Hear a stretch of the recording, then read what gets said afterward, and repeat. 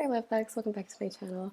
Today I have something exciting for you. Today I humbly offer you a book review. I know it's been forever since we did that on my book review channel where I review books, but today that is what I present to you, and I hope you like it. So I recently read Masters of Death by Olivie Blake, and if you are not new to my channel, you will know that I have a little bit of a history with Olivie Blake books. I read both of the books that have so far been published for the Atlas Six trilogy, and I had a couple things to say about them, a couple of minor criticisms. But I wanted to read this book when I found out that it came out. I went to a Barnes Noble and I saw it and I wanted to read it because the cover is actually, like, first of all, the cover is so pretty, and second of all, I wanted to read. What is so frustrating about the Atlas Six is that I can feel the skeleton of something so good underneath the surface. I can just about break the skin and get down to the meat of it. That was a really gross metaphor, but you know what I mean. And so I wanted to read something that is not within the Atlas Six cinematic universe, just to kind of see if the problems that I have with the Atlas Six are problems that I have with her writing in general, or if I could potentially become an Olivie Blake girly. So I know that, like, the fact that I've reviewed the last book I reviewed on this channel was also by this author, and now I'm also going to do a book review. I don't think this one will be that long, but now I'm also going to do like a critical review of another one of her books. Maybe it seems like I have a personal vendetta against her, but I promise I do not. I really do like her writing style. I liked this book, actually. I'm going to talk about the things that I liked in this book as well as my criticisms, but you never have to worry that I don't have a criticism. You don't have to worry that I'm going to hold my tongue. But the reason for that, because I've gotten exactly one comment in the past, but it stuck with me, saying that I'm very nitpicky. But I have an English degree, and a large part of the degree requirements for that were doing these like 2-page critiques, just like ripping apart my classmates' writing and having that done to me. That's the best way to learn and grow, is to actually have somebody like sit down and fully in-depth critique your work. So if I sound super critical and nitpicky and overly technical, that's because I am, but it is also done with like pure intention. Like, this is good faith. I liked this book. I liked it more than I liked the Atlas. Actually, I kind of did like the Atlas Paradox. There were parts of it that I really enjoyed. Reina Cult 2023. But I think overall, I liked this book a little bit more, maybe about the same. But I give it 3 stars. I think that's a fair rating. I think that's a good rating. It's better than, you know, it's better than the halfway mark. You know what I mean by that? Yeah, so okay, with all of that said, oh my God, I'll tell you, I'm going to try to go chronologically through the book, but there's a lot going on, so we might have to pause and go back and, explain things along the way. To be completely upfront and honest, I've actually recorded this video before, and I didn't look pretty enough in it, but also, it was just a little bit too hard to follow, so, which is of course less important, but I have to re-record. Anyway, so let's get into the premise. So the premise of the book is that there's this guy named Fox Demora, and he already I'm kind of confusing myself. So going back, his mom, through this like comedy of errors like deal that she made with death personified, capital D death, she tricked him into making a deal that resulted in him being responsible for taking care of her baby. So he has to raise this baby, and the baby is Fox, and he just can't get rid of the baby. He's stuck with the baby.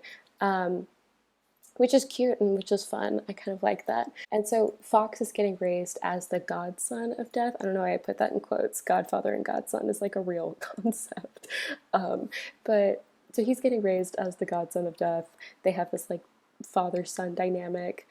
He calls Death Papa, which is very cute, even though the audiobook narrator kind of went back and forth between saying Papa and Papa. Um, I'm going to choose to believe he said it in German because he's German and it's a German word. So I want to touch on his name real fast because we talk a lot. I feel like, there's a lot of conversation about books, especially contemporary fantasy, where the characters have weird names. And I think that it works for Fox. Like, I think that his name being Fox actually makes sense, and I think it's cute because Death narrates the very beginning of the book for us and tells us the story of how he came to be, the guardian of Fox.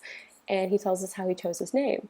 And he explains that he, being a, non-human entity, isn't familiar with human naming conventions and like what human names are. So he used folk stories and fairy tales to get inspiration. And there's this motif of the clever fox in a lot of fairy tales. And so that's what he wanted to, pass on to the baby, is this idea of cleverness. And so he named him Fox after the idea of the clever fox. I don't know why he named him in English. Like I said, Fox is German, and there's no indication that Death is English or American or from any Anglophonic country, but Fuchs is also the German pronunciation, so it's very similar. They just don't use X's as much as we do. Um, but I think that works. I think that's a really, like, it makes sense for the character. It makes sense for both the characters. It makes sense for the father who named him and for the son who received the name, which is interesting. I think a lot of stories don't have that much thought put into the names of the characters. So I think that it works here. But his last name, Demora, we learn is given to him by somebody else, a different character, to mean of death. And I've been trying, and maybe somebody can explain this to me, I've been trying to figure out what language this is, but I just can't do it because it's not Latin, even though I think Latin would make the most sense. But mori would be the Latin for of death, belonging to death. And so it's not Spanish or Italian or French or like the Romance languages that derive from Latin. And I thought maybe it would be like a Norse word because the character who gave him this name is Norse, but I don't think that's true either. So I don't know where this name comes from. It's similar enough to the Latin that I can see the connection, but it's not Latin. I also don't know why it's spelled with an apostrophe if the two words it's joining aren't joined by vowels. That's not how apostrophes work. But anyway, that's not that important, and I actually have a lot to get through, so I can't believe I've already been talking this long just about the premise. Anyways, in my head, he's named Fox Mori. I think that would be nicer.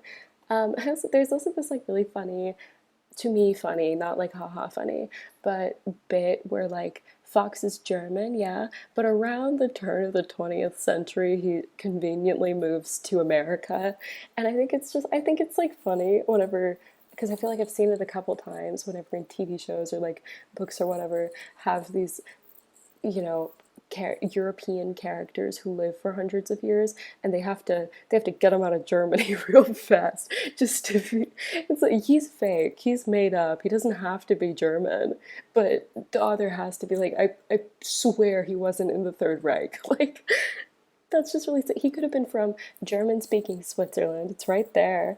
But I think that I'm biased because my mom is from German-speaking Switzerland, so I'm projecting. But like you wouldn't have run the risk of people thinking he might have been a Nazi. So, also another side note, I know I said I was going to get back to the premise, but another side note is that he's not that clever. So this idea of like cleverness and the clever fox, and Death tells him like a couple of times, like, oh, you're too clever for your own good. I don't know that that's entirely factual. I don't know if that's true. Because there's going to be spoilers in this video. I can't be bothered to do all of this and not spoil the entire book. In the ending, at the very end, when he defeats the villain, he like kind of outsmarts the villain, sorta, but the heavy lifting, the groundwork is really done for it. Like there people like it's like whenever in like dance videos somebody's walking and the people like put the chairs in front of them so that they can keep walking on the chairs. That is essentially what is done for him the entire time. And then I guess in the 11th hour, he like outsmarts the villain. but really it's just that a lot of people do the work for him, and he just shows up at the end to like deliver the final blow. So he's not that clever, but you know, that's fine. So that is one half of the premise. I know we've been here for a while and we've only gotten through half of the premise, but the other half of the premise is this girl named Viola Vi, who is a real estate agent trying to sell a haunted house, and she can see ghosts. So she is also interacting with Tom, who is haunting his old house where he got brutally stabbed to death not that long ago. Yeah, and his name is Tom, and he's kind of annoying. But she is also a vampire. Yes, she's a vampire, and that's why she's able to see ghosts. It's because she is undead and he is dead. So they're both kind of in this like weird gray area where she's not fully alive and he's not fully dead because he's still lingering as a spirit. So she's able to see him. Um, I think that right off the bat, just like right there, I want to take a break from the plot and talk about an issue that I had early on, which is just that there's a lot going on and it doesn't always feel intentional. And specifically, the existence of supernatural creatures in the story feels really just frivolous and like unplanned. So let me explain what I mean by that. One of our first scenes that we get of Vi is whenever she goes to this AA style meeting, not actually for alcoholics, like Supernatural Creatures Anonymous. And she goes to this meeting, and from that, we learn that there are werewolves and ghouls and mermaids and sirens and I don't know. I'm just like, I don't know. And basically anyone from Monster High is there. It's very Monster High-esque. I said that a couple times in my notes. This is actually coming from notes. I know it's going to seem like I'm going on a lot of tangents, but I do have stuff written down. That's the drama of it. That's the problem. But she goes to this like Monster High-ass AA meeting, and I think that the you know, in real life people just exist. In real life things happen, things exist, people exist for no reason because they just do. You know, there's nothing you can no nothing you can do about it. People just exist. But in a story, everything isn't real. So everything you include has to have an intention. Everything you include has to have a purpose. Just like from a structural storytelling standpoint, everything within the story has to have an intention. It has to contribute towards the story in some way. And I think that the issue that I have with all of these supernatural creatures existing at the same time is that it feels like it doesn't have a purpose. It doesn't actually contribute to the story. So I have an example of what I mean by that in Twilight, which maybe is not our best example of, you know, world building and storytelling. But in Twilight, vampires exist because they're the premise, sure, but you can really only get away with that justification once. So vampires are the premise, sure, fine, they just exist. But why do werewolves exist as well?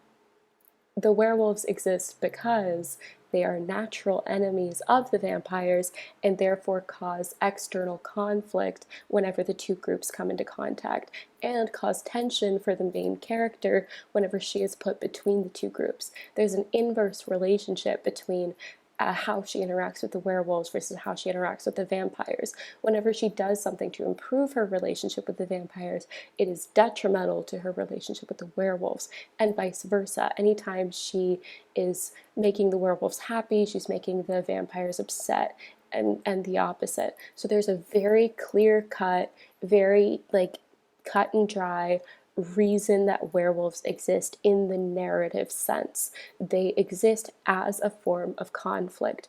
They progress the story by causing conflict. And so like that's why you don't see Bella when she goes to the beach with her friends.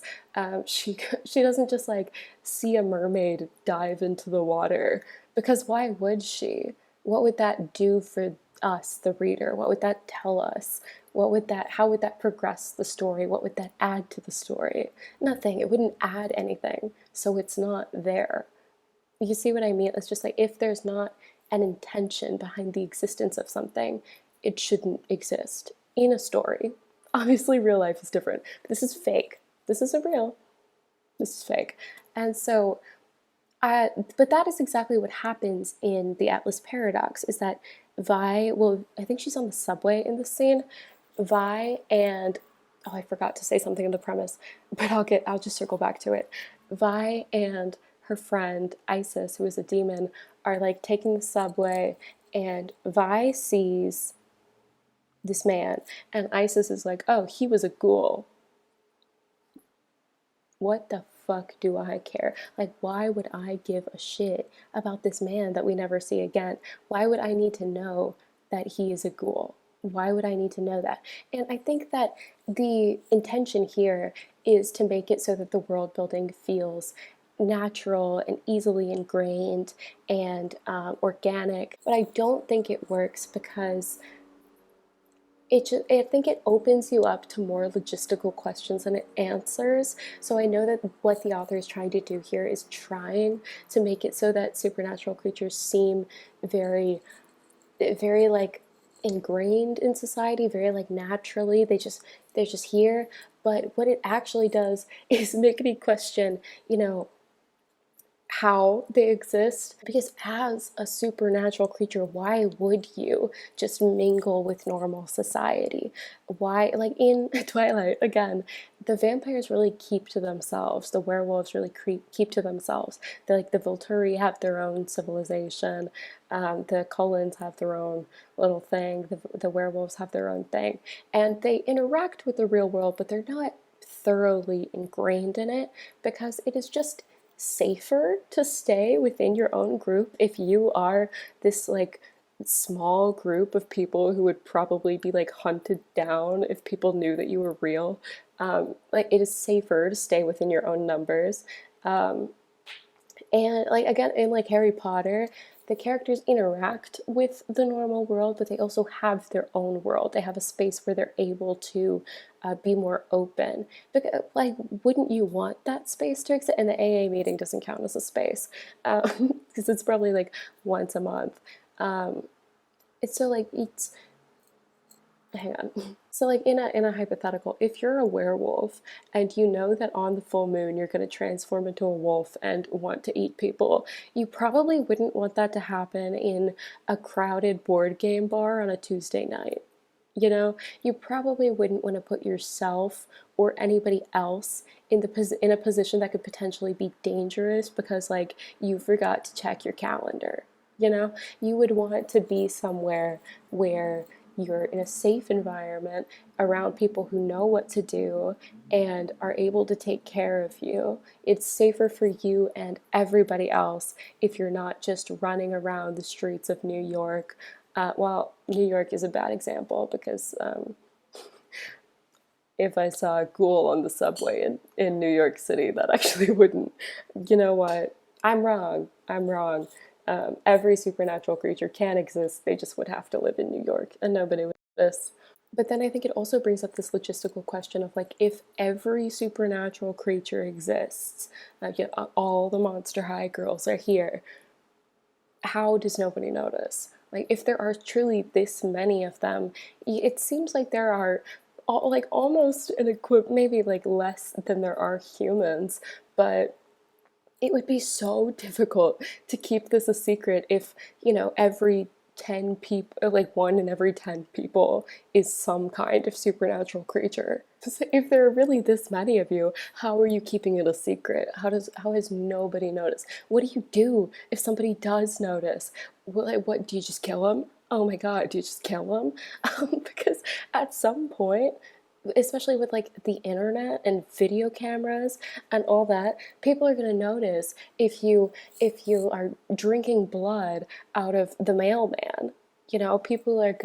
People might I'm trying to think of any other supernatural creature, but I'm drawing a blank. Like, people are going to realize, and honestly, if there are actually this many of you, why would you keep it a secret? Because what are the humans going to do? Kill all of you? They can't they're weaker and you're strong and you can drink their blood or turn into a wolf man and eat them. So like why would you keep it a secret if there are actually this many of you and you're actually like ingrained contributing members of society? Why would you keep it a secret? Be easier not to, and then you wouldn't have to worry about having a dedicated space, because everywhere is a dedicated space. But we have to move on from that because I have some unprompted, unasked for advice of what I would do to fix this problem. And I think it just is like adding a level of intentionality between, but about what creatures do exist and why they exist, because something that is very central to the story, kind of getting into like the overarching themes of the story. We will get back to the plot eventually, but kind of an overarching idea of the story is this idea of what is humanity, what is important to humanity, why is mortality valuable, what is most valuable in a person's life, what do we need, what do we desire the most, what are we willing to risk in order to get what we want, and what is too much to risk in order to get what we want. So this question of like what is human nature, what is important to human nature, and I think that religion is extremely important to that, and that's something that the book seems to maybe like subliminally recognize, because there are a lot of gods that get mentioned. The Greek gods make an appearance.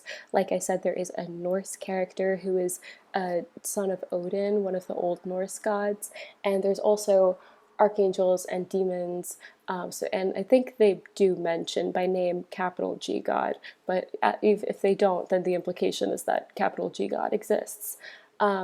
So like there are all these gods, and I think the easiest, cleanest way to do this, the most intentional way that we can do this, is make it so that only the gods exist and the creatures that they directly create exist. So like all the gods exist, their kids exist, their demigod kids exist, and then angels are derived from God, demons are derived from God, so they can exist too. And I know there's some like vague Catholic lore behind vampires, and I'm sure like werewolves, mermaids are like vaguely connected to Greek and Near Eastern mythology, but we need to, limit the. I think that having a more intentional and limited amount of creatures that exist would just add a lot to that thematic development of the story. And here's how. Because we're talking about these big questions of, what is human desire and what matters to us.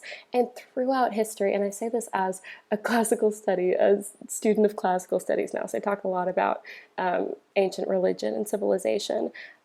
Throughout history, the gods really are manifestations of human desire and fear and values. So, an example that I can think of, like I was talking to my mom recently about Anubis, the Egyptian god of mummification.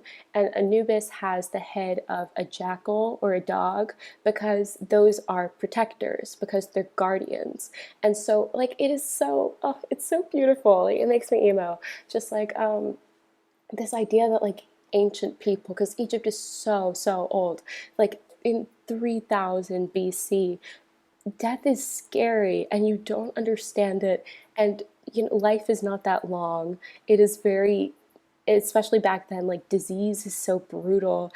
There's basically no medical help. Like you're kind of just in the dark, and injury and infection and all of these things can kill you so quickly. Like death has to be this presence in your life all the time that you're afraid of. And so it is, of course, you would come up with this god who is protective of of mummies and of their spirits, and who gets them safely to the underworld. And then once you're in the underworld, it's kind of up to you to have a good time. But of course the god Anubis arises from this culture, because of course you want a God who can protect your body and soul while you're being prepared for like this terrifying journey to the other side.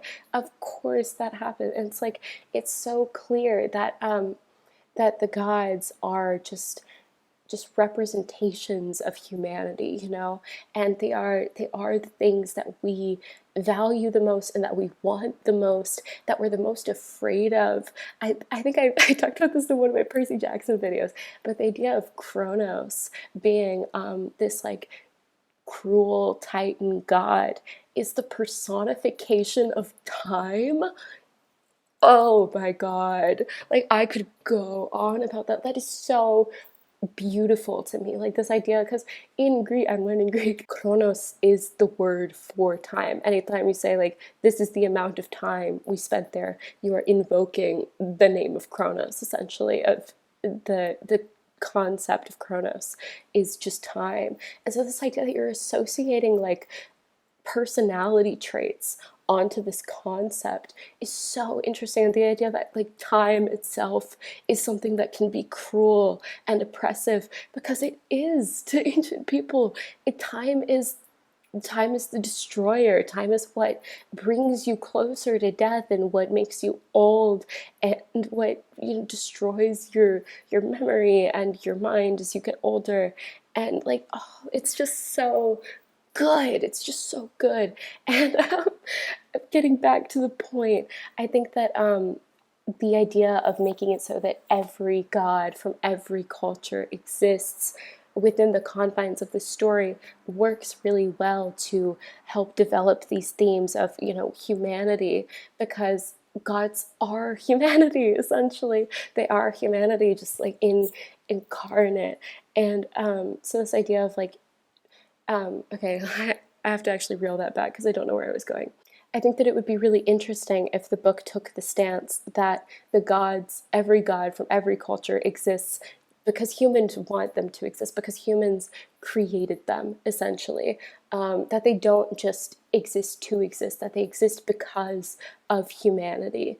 And it's because the book does this really interesting thing where they talk about how immortal beings don't really understand humanity. They're not able to understand emotion and love and empathy because the presence of death is so important to human understanding of those things. Because we find the book makes this argument that we find so much value in the things of life because we know that they end, because we know that they're not eternal. So being an eternal being, being a god, really removes you from that. It makes it so that you can't relate to humanity. You can't empathize with humanity or understand human emotion and value and connection.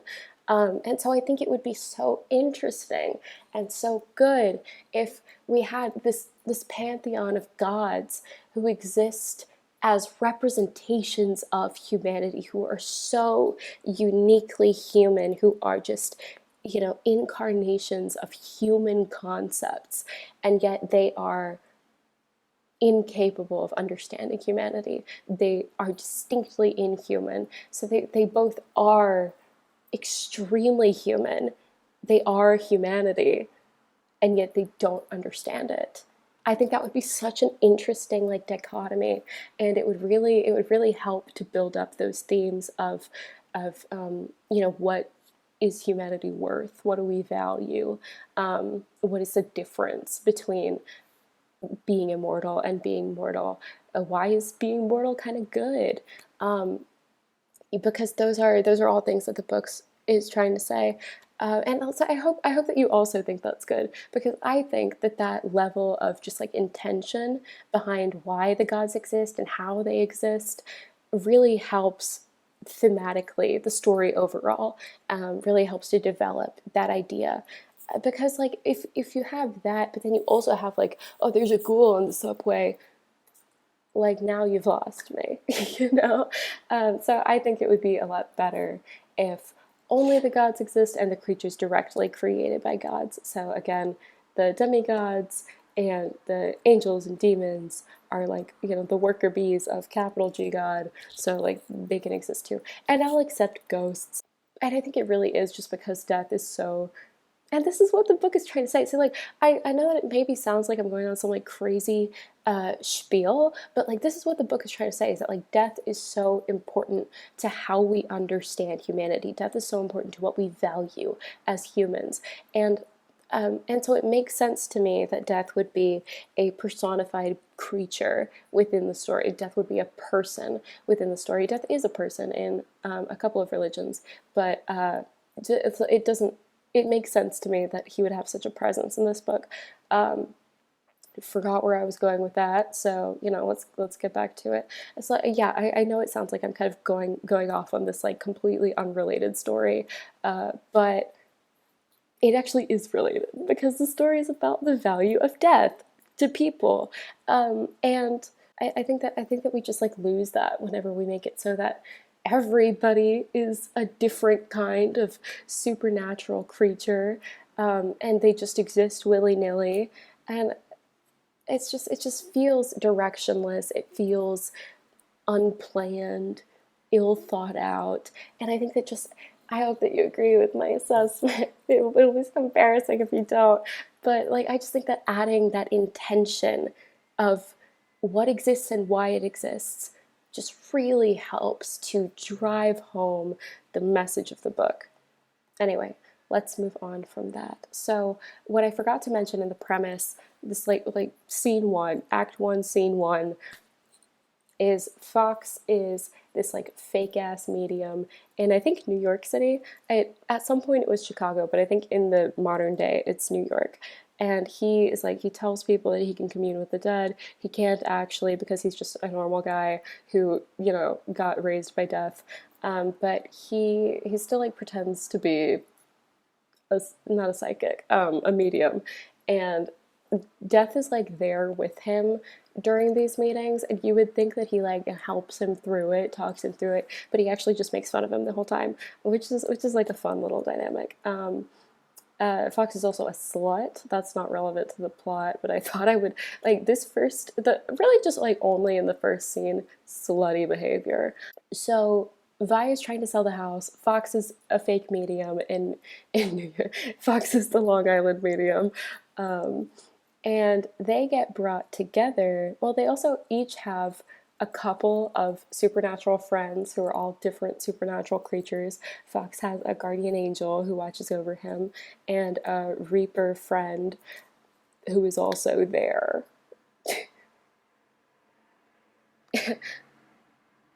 Anyway, and Vi has Isis and Tom the ghost. And I feel like there's somebody I'm missing. That's six. Already that's six. Oh my god, just like the Atlas Six. And one of them is named Cal. And Callum was also kind of named Cal, and he also didn't do anything in the story. So maybe there are some issues that carry on between the books. Yeah, actually, yeah, I will talk about this now. On the topic of how many characters there are, they also don't feel intentional because I think that it's just an issue of intention throughout the book. Is that like I think that there truly are entire characters that we can do without. Like you notice that I haven't gotten to any plot yet because there's just so much in the beginning. We just get so many names that are not actually relevant to the plot, so I have to just get through them before I can actually tell you the plot. But like there are entire characters that I think we could easily write out. If I said the majority of the characters could be written out, because there's like 12. There's like 12 characters who are like named and important main characters, and I think that we could do with significantly less. And the blurb on the back of the book starts with Vi, and like all the marketing that I've seen kind of makes it seem as if Vi is the secondary main character. She and Fox are equally main characters. That is not true. She is like she's like barely relevant to the story. I think that the only, well, we'll get there. I think that there probably was an earlier draft of this story where it kind of goes back and forth a little bit more, where she has a chapter and he has a chapter, and they come together a little bit more slowly, and they have to solve the problem together. But that's not what happens here. Vi is really just like along for the ride the entire time, and like she just doesn't have much to do. It's not even that like she's a poorly written character or anything. It's just that she genuinely doesn't have anything to do in the story. So like I think that you could cut out the majority of them. I think that her being a vampire is almost entirely irrelevant. The only reason that her being a vampire is relevant to the story is because she can see Tom, the ghost. And I think we can change that. I think we can very easily change it so that she's just a normal human who can see ghosts. But like I would believe that. I don't need you to fully explain that to me because like sure, I guess. Or we can change it so that Fox can see ghosts because like maybe God, maybe not God, geez, maybe death gave him the ability to see ghosts. Um, oh, solve that problem. Like that's stop, full stop. That could be it.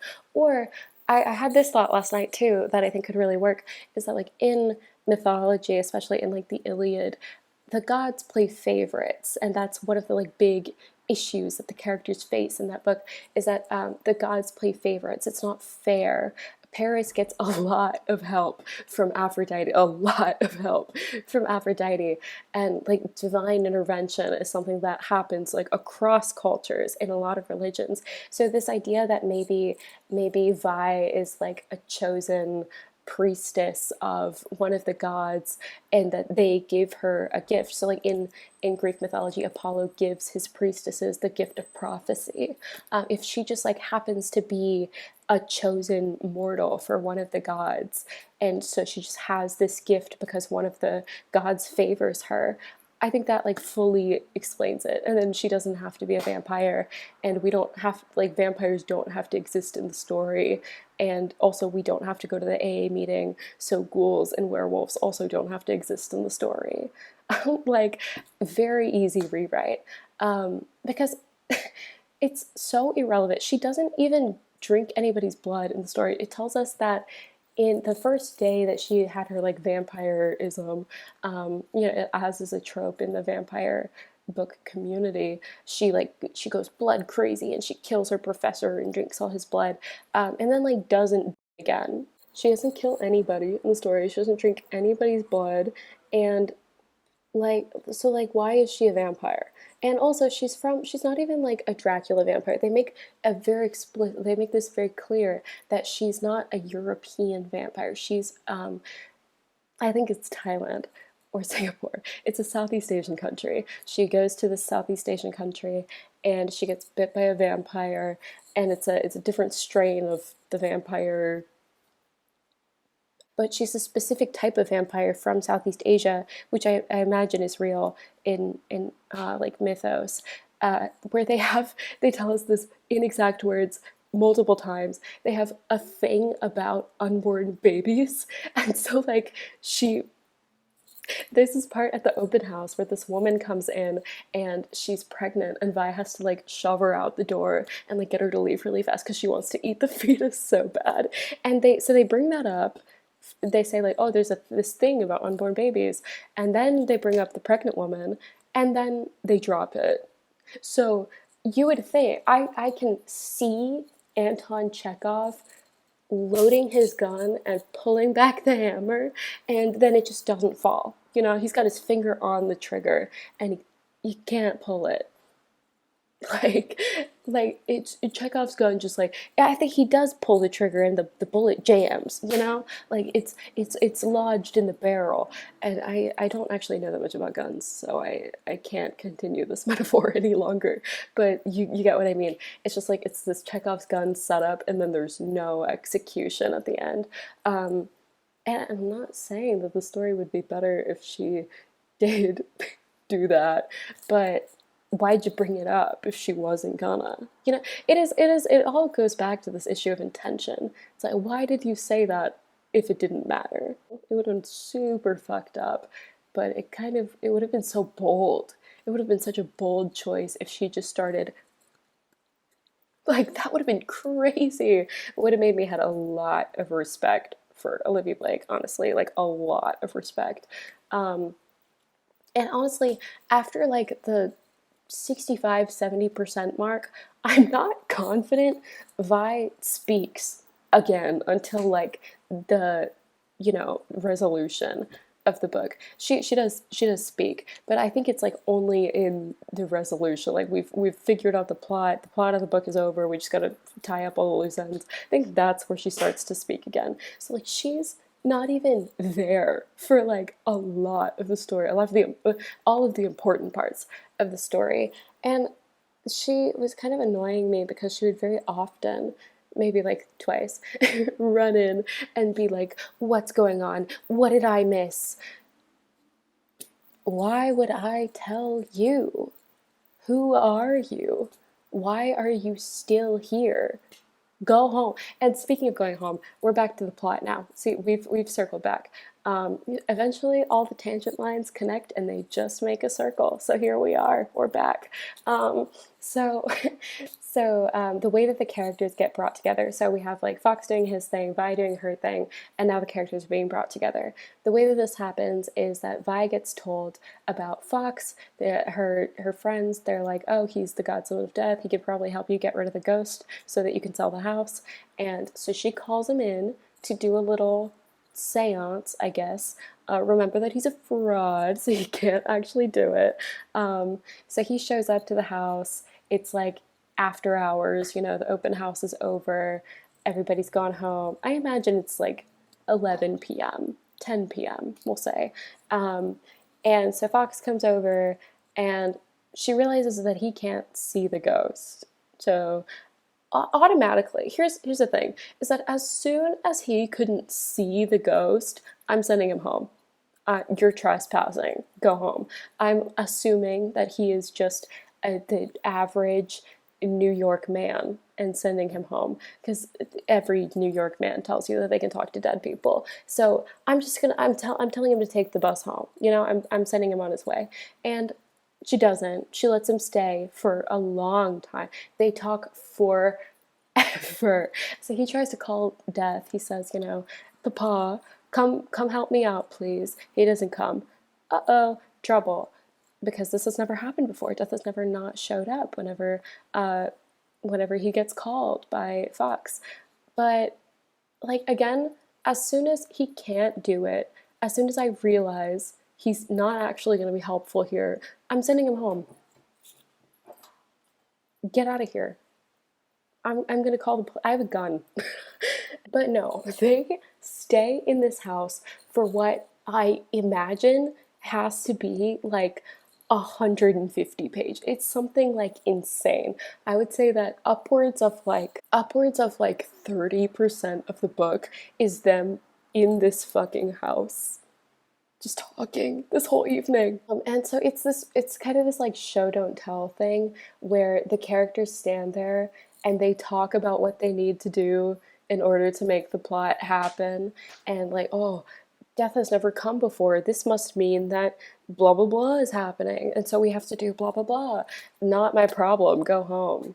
He's your dad, not mine. Go home. And even like as speaking as Fox, why would you want to stay? Like wouldn't you want to go figure this out? Because he does not know Vi. Like there's no indication that she's going to be able to help him with this problem. So like go home. Figure this out by yourself. Why are you still here? But they stay forever. They're just in this house forever. It's this very like clunky is the best word I could use for it. I have like this visual in my head of like the building blocks, just like clunky construction where they just, instead of actually moving the plot along, they just like talk about what they need to do in order to move the plot along, and it's so annoying. And so this guy Brant comes in, and he was at the open house earlier, and he was scoping out the place to rob it, and Tom knew about it, but he didn't tell Vi. Drama. And so he comes in, they're all there, just like in, the foyer, in the living room somewhere. As a robber, if you walk into a house and there's 6 people already there. Go home, turn around, come back tomorrow, wait an hour for them to, they wouldn't have left. But, you know, don't continue to rob the place. But he does. He comes in and he's like, oh, hey, turns out he and Fox have a history together. They have some drama, some unresolved drama from the past. It's exactly what you think. But, well, I actually really like this part of the story, so we'll get there.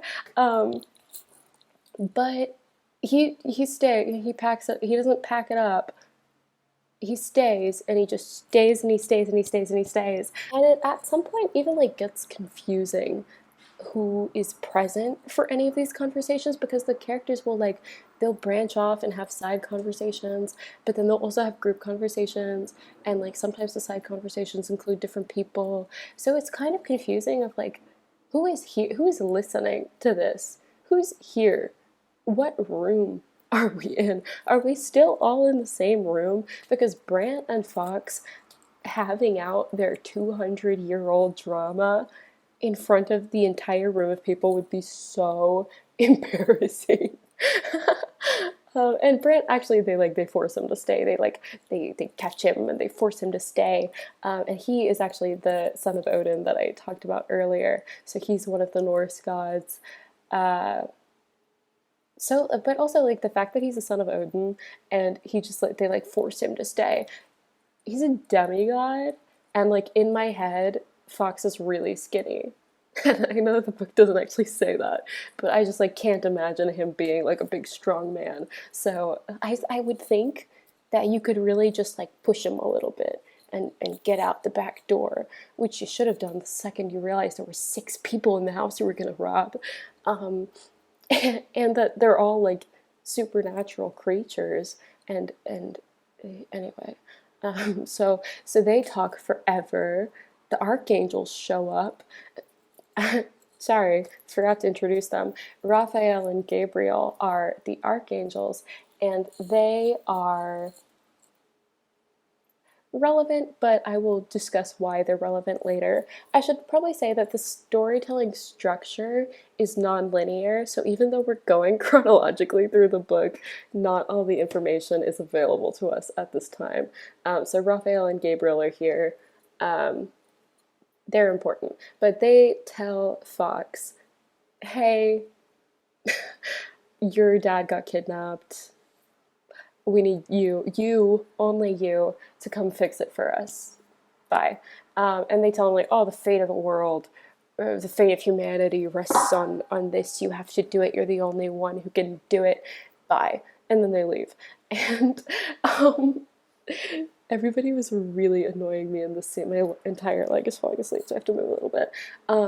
Everybody was really annoying me in the scene because like, well, actually, I will explain what's going on at this point. So there's a game that the immortals play, they say, in which people essentially make bargains with death. It's a gambling game. They make deals with death, and if they lose, he takes something from them, and if they win, they kind of also lose. And the game has no rules. The only rule is don't lose. And the archangels run the games. They call it the tables. They run the tables. So I imagine like a casino, even though I've never been to a casino. But that's what I imagine. I imagine the scene from Percy Jackson, where they're at the casino. They're like running the tables where the game is played. So that's why they show up and tell Fox. So in the game is the way that Fox's mom got Death to take in her son. So like she made this like tricky little deal with Death, and now he has to raise her kid. And the game also is what Brant played in order to get immortality and the secrets to eternal youth. And so Brant actually has like would have had like a normal lifespan, but because he played the game, he was able to learn how to become eternally young. He also made a ring that like has those secret for Fox, so now Fox is also eternally young. They're 27. Fox is 27 at least, so they're not that young, which I actually like. I like that he's a little older. This story would have been so frustrating if he was like 17. Oh my god. But the fact that he's 27, I like. Um, Fox essentially got like sold to One Direction for the cigarette money in the game. Brant won immortality in the game, but lost something else, and we don't know what it is yet. And so the game is very, very vague, very ill defined. And I know that I talked about intention and having clarity earlier, but I think that the game being so vague and so ill defined actually works in this context, because the it's not like it's not actually like a board game. It's not like a poker game. It's not a game that humans play. I think the idea that there's this like metaphysical game that the gods play because they're bored for eternity, I think that it works. I think that like it's fun. It opens itself up to a lot of possibilities, and so they say the game has no rules. The only rule is don't lose, and death cheats. And so, like, yeah, it's like literally maybe that doesn't make a whole lot of sense. If there are no rules, how can he cheat? But I think what it means is just that death is able to alter what the game is in order to fit the opponent. So like he's able to essentially just like set up the person to fail, and just like change the construct of the game for that person so that they will lose, which I think is kind of fun. Like, I think that's so fun. If I was an immortal being, like, if I was death, I would do the exact same thing because I'm extremely competitive. And, like, also there's this point being made throughout the book about immortals not being able to empathize with humanity and understand humanity. And so it makes sense to me that death would be very like willing to just like completely ruin people's lives because he doesn't understand the value of life. He is death. He doesn't understand life, you know? And so this idea that he like if I was him, I would be ruining lives left, right, and center. Like I would be ruining lives every day. So like this idea, I like it when in stories the non-human characters don't act human, and this book does a really good job of that, of making this distinction between the way that immortals act versus mortal people act. And I think that's really good. I think it works here. I think the game works really well here. I actually really do like this part of that. Um, so, so the angels essentially the archangels tell us, they're archangels and they're regular angels. So I want to make that distinction. Raphael and Gabriel, the archangels who run the games, tell Fox, sorry babe, your dad got kidnapped by, what's his name? Volos, the demon king, who has now, oh my god, wait, this is kind of a lot. So the angels keep a ledger of everybody who's played the game, and Brant is also making a ledger of everybody who's played the game. And by stealing the ledger, Volos was able to kind of like re-invoke the game. So like everybody who's played has to come back to the tables and play again. And so, like, death is stuck in the game until the game is over, I think is, like, the vibe that we're getting. But Volos wants to win, which would, like, just, like, and this is something I want to talk about later, is, like, the stakes are kind of vague and wonky. So the angels like get him in this little. The angels kind of trick Volos. They're like, oh well, your final opponent will be just a regular guy. So you know, you of course you'll win. And then they're like, it's Fox, and he's like, okay, who the fuck is that? So like, okay, fun. The angels are more clever than Fox at this point. Yeah, so that's what they tell him. And I forgot if there's anything else I need to say about the game. I think that's it. Anyway, so the archangels leave after saying this, and I don't understand this, because why wouldn't they just take Fox to the game immediately to start that? You would think that they wanted some amount of control over like when the game starts and how prepared Fox is. Um, but they leave, they dip, and so Brand is like, oh, I'll take you to the game because I'm a demigod. I can travel between worlds. The game is in this like pocket dimension. It's like not on Earth. It's in this like its own little realm. So Fox obviously can't get there because he's just a normal dude. So I don't know why the archangels would just leave him on Earth to like find his own ride. And I think Brant tells him that he'll take him, but like, why would you trust him? Everybody was so annoying in this scene because so they're like, okay, Fox, you need to come to the game, and Brant is like, oh, I'll take you, uh, and then he's like, well, I'll also come, and like if she's going, then I'll go, and if they're going, then I'm gonna go, and since like I'm gonna bring them with me, and so like actually all of us are going. Why? Why would you all go? This seems like a very personal issue to find. Like that's what I mean by like an earlier iteration of this book, a first draft probably had Vi and Fox as more equal in their main characterness, but like in this, the plot is just like extremely focused on Fox. He's really like the only one who has to show up to the game, and I think Vi's motivation is that like release she wants to release Tom from the house so that she can sell the house. And so she needs death in order to do that. But that, like, it kind of seems like that could wait until after Fox has won the game, and then she can get Tom released, and like Tom has to go to the game. It's just like, why are we all going? Why are we all going? If I heard the bullshit that the archangels were saying, I would not, once again, I am going home. Maybe I just mind my own business more than these characters, but like, this is not my problem. Um, I think that I can start to brush upon an issue that persists throughout the book, and an issue that is also present in the Atlas Six two books that have been released so far, is that there's this attempt at like a found family dynamic, and I saw reviews being on Goodreads being like, one of my favorite parts is the found family trope. These people met this evening, and I imagine they were talking in the house for at least 5 consecutive hours, like it a not short amount of time, but still, like, you met these people today.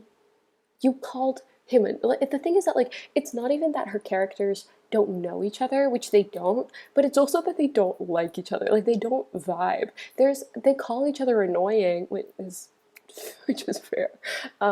In the book, in that day when they met, they're like, "Oh, you're so annoying." Then why are you going to the game with them?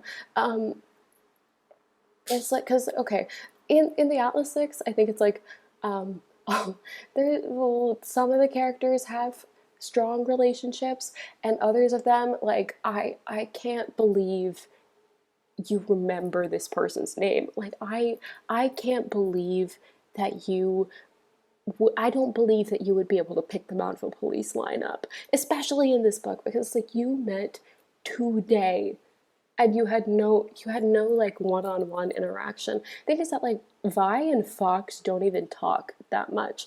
They talk a little bit, but like they don't have a relationship. They don't have a friendship. And oh my god, should I leave this to the end? No, I'm going to bring it up now because I'm on the topic. At the very end, Fox is playing his final game. Well, spoiler alert, they win. At some point toward the end, he's like listing off all the things that he's done that like separate him from normal people, and he's like, I have a guardian angel watching over me. I am friends with a vampire. No, you're not, babe. No, you're not. She is not your friend.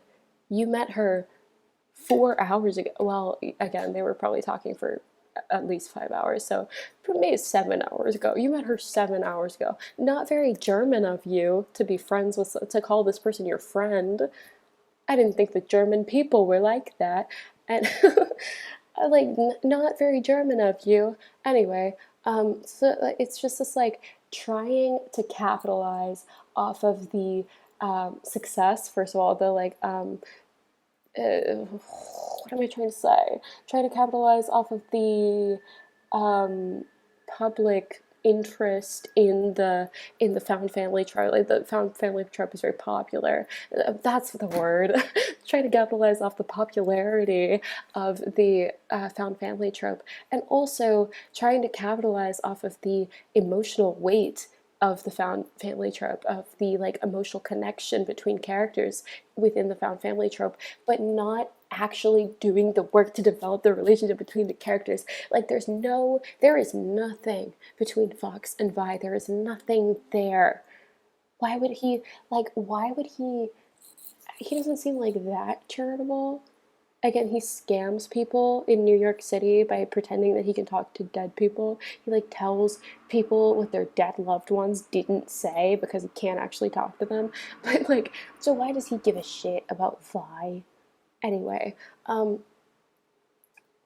there's also the character Isis kind of reminds me of Parisa from the Atlas Six. Maybe this is a weird comparison, but you know what? Cal kind of reminds me of Callum from the Atlas Six, so maybe I'm not off base. But Isis kind of reminds me of Parisa in the sense that she doesn't have a whole lot to contribute to the plot other than sexuality. You know, like she introduces the concept of sex. She makes it a little bit raunchy. She makes kind of like sexual humor throughout the book, and it's like, I understand. Like I see the vision of, you know, sexual empowerment and liberation as a form of female empowerment, but that can't be the only form of female empowerment. And like the fact that this is a trope that persists across two of her books, just like it just kind of irks me out a little bit, because like this can't be the only way that this character is empowered, is through her sexuality, is through her body. Like in the year of our Lord 2023, I expect a little bit more, especially from female authors. Not to like I know that's unfair, like that's a double standard, but it's true. Um, and also like we don't need in the Atlas Six is sexless except for Parisa, but this book isn't. Fox has sex in like one of the first chapters, so like I don't know why we need an additional character just to, you know, reiterate the fact that sex exists in this universe. I guess she annoyed me, but so did almost everybody except for Fox, because he's my baby. You know, I would probably hate him in real life, but he's a sweetie to me. I'm very partial to sad, tragic ancient men. I just really like them. Yeah. I also think I'm projecting onto him a little bit because of his positive relationship with his father. But you know. But this is like obviously not something that is specific to Olivia Blake. I see it a lot in TV and books now, especially with this trope being popular. Is like authors really want to have the found family trope, but they don't actually want to dedicate the time to developing those relationships. I have to kind of start talking faster because I have class in an hour and I have a lot of notes to get through, and I'm a little bit worried that I'm not going to make it. So let's do a little bit of a speed run. Sorry. So like we've got, I think that what is intended here is that we have this like quirky lineup of all these different characters who are so unique from each other, because we've got like the guardian angel and the reaper and the demon and the ghost and the vampire and the regular boy from Germany, from Deutschland. So like this is like little quirky little lineup, very Monster High, very Monster High. Sorry to keep going back to it. But it's not cute and quirky and silly because they don't know each other. Like these relationships aren't fun and interesting because they have no bearing on the plot. And there's no emotional weight to them. Yeah, I think that like less characters could be a way to solve this. Just like focusing in on the characters who do have relationships with each other would be a way of solving this issue of the characters like having this fake found family trope. Because there's also like a lot of romance the characters kind of like pair off at the end, like in their little romantic subplots, and it's like I actually don't give a shit about any of these except for one. um, but like the Reaper and the Guardian Angel, who haven't even named at this point, Cal and Mayra are secretly in love, and they have like maybe 2 scenes to show this. And it's like, okay, like I get it. You're doing this like oh, like opposites attract. Like he's this creature of death and she's this creature of heaven. The two opposites. And they have this forbidden love together. I don't care because neither of these characters is developed enough for me to emotionally connect with them. And Mayra gets more backstory than Cal, but it's so short and the book has so much going on that it I just like I don't have the mental capacity to to like you know what I mean. But on the topic of relationships, I actually do want to bring up some of the positives of this book, like the things that I really, really, really liked about this book. I think that, oh my God, sorry, my Yakult is a little bit spoiled. So I think that Brant, Fox, and Death, the relationships between each of those characters are so interesting and so well done. And it's really just, it seems that these 3 characters are the core of the story. They are the emotional center of the story. And so they are by far, and I don't know how to say this with enough emphasis, so I'm using my hands a lot, but by such a large margin, by far the most developed and emotionally engaging and just like seemingly the most intentional and just the strongest part of the story are like these 3 relationships between these 3 characters. So I'll talk about each of them. So Fox and Death, first of all, have this kind of weird little dynamic where they're godfather and godson, and Fox was raised by Death. His parents, not there. And so he calls Death Papa, and there's this clear like father-son connection there. But there is a kind of distance between that because they aren't blood related, because they're not actually father and son. And that's something that like it's very present in their relationship, and it causes maybe not problems between them, but there is a certain amount of distance between it. It's not a perfect fit. And Death is really protective of Fox. Like he acts very like Papa Bear towards Fox, which is really cute. But he does this like to the point of overprotectiveness, like to the point that it actually hurts Fox. And of course, he doesn't understand that because he doesn't understand what pain is. And there's this part that really got me where Fox calls him dad for the first time. Or like, I think that he just says like, "I'm your son," instead of like, "I'm your godson," and it really got me because it's like, oh my God, like just that small like breaking down, finally closing that distance that has existed between them for Fox's entire life, which is like 200 something years. It's just like it's such a nice moment where they just like they kind of drop the pretenses and just say what it is, like you are my dad. And he says like I've never known any other father, like you're my dad. um it's so good. I might cry in this section.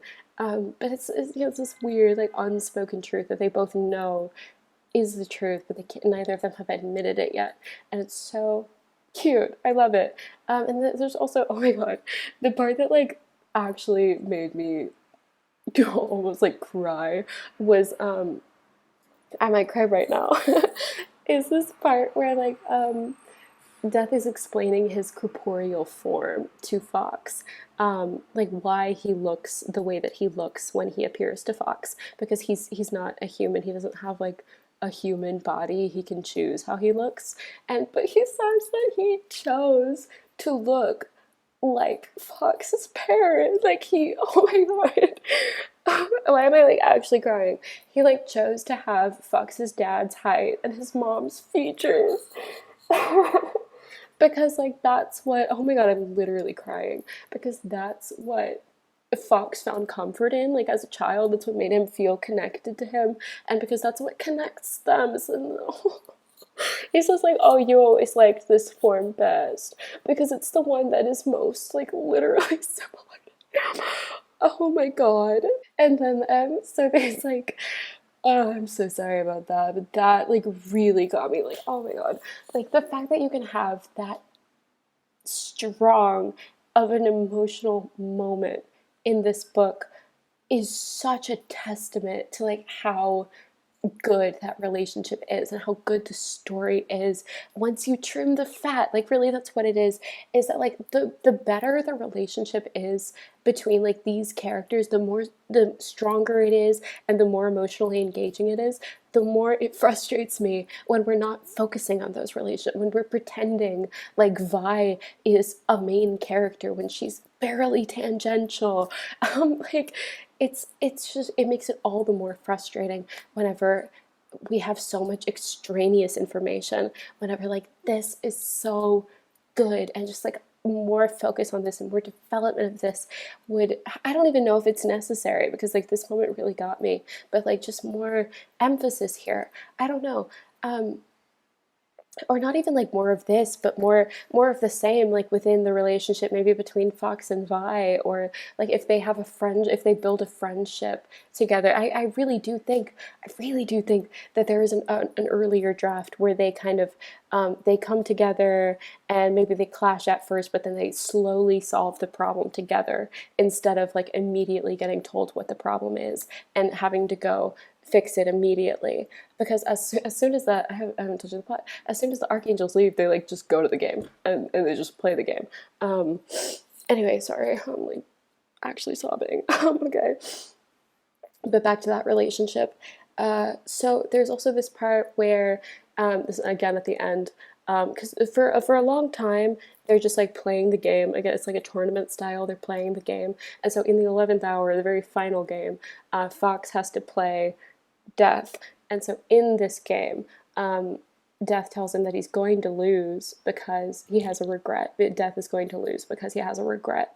And he tells Fox that his regret was keeping Brant away from him because he thought it was an act of protection, but he didn't understand what heartbreak is, what human emotional pain is. And so he thought that he was doing something that was just like purely good. And when Brant tells him like, no, this is going to hurt him, he doesn't understand that, so he does it anyway, and he regrets that. But and I kind of wish that the regret that Death had wasn't focused on Brand, because it just like, I don't know, I feel like it could have been a little angstier. But I again, I love sad tragic ancient men, so um I would have liked a little bit more angst. I would have liked for this regret not to be like entirely focused on the romance plot, but I think it's fine. I think it's a decent regret. I like the way that they talk about like the fact that Death is even capable of regret is something that like surprises Fox, because that's a human emotion, and so like that's interesting, and I want a little bit more there. Um, and he says that like, oh my God, this other part that got me is like, as he's explaining this to Fox, he's saying like, I don't understand this like relationship that we have, because whenever or like, yeah, so Fox tells him like, I'm surprised that you can even feel regret, I'm surprised that you can even understand that pain. And Death tells him that like, I feel pain when you feel pain, and I don't understand that. I'm sad when you're sad. And Fox is like, that's love. Just like, sad tragic ancient man learns how to love his kid. And that's so cute. Like that's so good, and there's so much there. And I think that there's so but that's kind of why I wish it was a little bit more focused on the family aspect rather than the romantic aspect. I really have to hurry up. I actually really do have to leave for class like right now. So I will continue this another time. I will be back. It might be worse quality because the light will be worse, but I'll be back. Okay, we're back from class. We made it on time, just barely. But looking through my notes, I can't believe I thought that I had enough time to get through all of this and still make it to class. But anyway, so we're picking up where we left off. This idea that Death talks about how he feels pain whenever Fox is in pain, and Fox tells him that that's love. And I kind of was struggling with that idea because I think there's a lot of stories out there that that press this narrative that love is intrinsically painful, or that it is like something fundamental about love is difficult and painful. And I think that's reductive, and maybe I sound a little bit like a romantic here, but I really do think that love at its core is so beautiful and warm, and is one of just the most objectively positive things in the world. And so I was just kind of reducing it to kind of this like one negative aspect of it. I just wasn't really sure how I felt about that, but I thought about it. I've been, going back and forth, and I kind of came to the conclusion that I don't think the book is actually trying to say that love is painful, that pain is a part of love. I think it's trying to say that love is empathy, and empathy is a part of love. And I think that that's really beautiful. That's a nice little message. Anyway, so that is Fox and Death. That's all I have to say about them, I think. We'll see.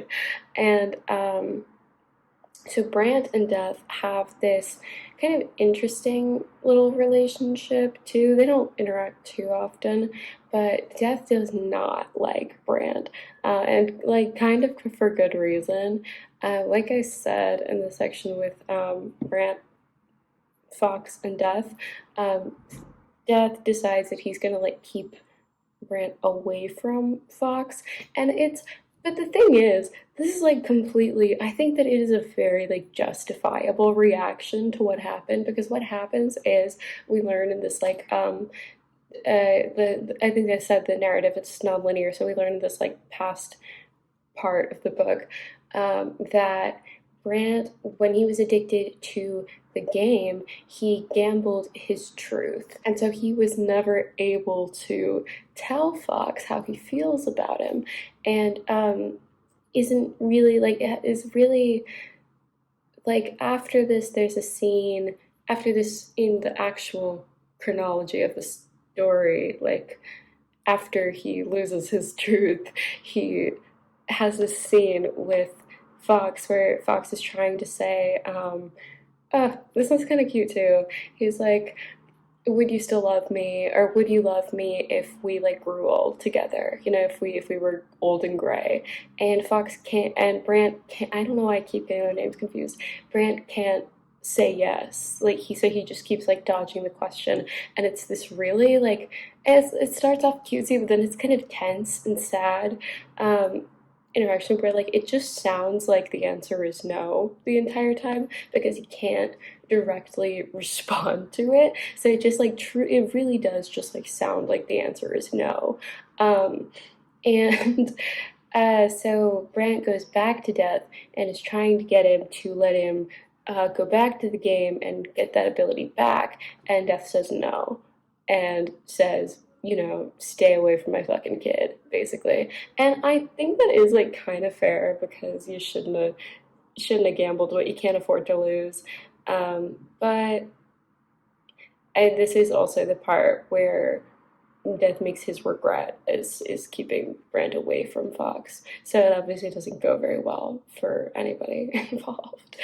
Um, so they have this kind of interesting dynamic within that scene where Brant is half human, so he has a better understanding of what emotion and heartbreak feel like, and so he's trying to warn Death against this, saying like, if you keep us from seeing each other, it's going to be painful for Fox. But oh my god, I can't keep their names straight.